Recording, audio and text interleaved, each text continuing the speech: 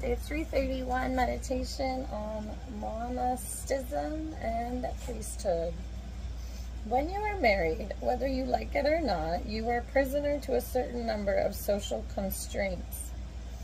Expenditure is much higher than when you live alone, and the more we spend, the more we have to work, make calculations, and make plans. The more we work and make plans, the more difficulties we face, and the more we are tempted to undertake actions that will harm others.